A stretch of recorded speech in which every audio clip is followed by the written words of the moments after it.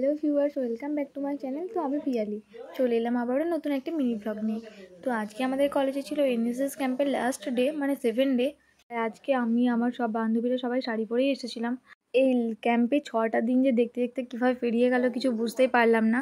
আর আজকে যেহেতু 7 ডে, কাল থেকে আমরা চাইলেও আর এই ক্যাম্পে আসতে পারবো না। আমরা সবাই ভীষণ এই ক্যাম্পকে মিস করব।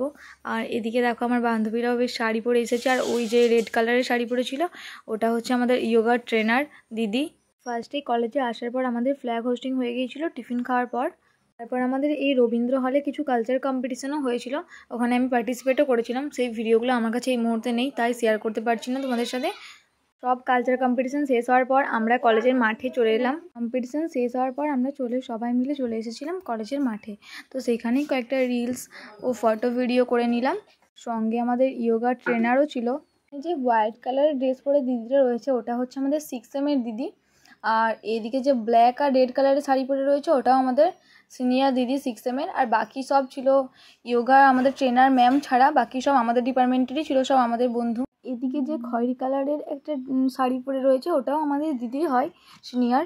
বন্ধুরা, তোমরা স্কিপ না করে ভ্লগটা সম্পূর্ণ দেখতে থাকো। এরপর আমরা চলে যাচ্ছি আমাদের দুপুরের খাবার খেতে। তো আজকে আমাদের মেনুতে ছিল ভাত, ডাল, আলু কাল্লা ভাজা, সোয়াবিনের তরকারি, চিকেন, পাঁপড়, মিষ্টি, চাটনি। খাওয়া দাওয়ার শেষে ভাবলাম সবাই মিলে কয়েকটা, তো অনেক ভিডিওই হলো, তো সিঙ্গেল সবার কয়েকটা রিলস করে নিই। তো রিলস, ফটো, ভিডিও সবই হয়ে গেল। এরপর চলে গেলাম আমাদের কলেজের কমন রুমে। তো কমন রুমে শাড়িটা চেঞ্জ করে নেওয়ার পর চলে যাবো বাড়ি। তো চেঞ্জ করা হয়ে গেছে, তো আমি স্টেশনে চলে এসেছি। স্টেশনে চলে আসার পর একটু পরেই দেখছি ট্রেন চলে এসেছে। ব্লগটি ভালো লেগে থাকলে আমাদের চ্যানেলটা সাবস্ক্রাইব করে রাখতে পারো। Bye bye.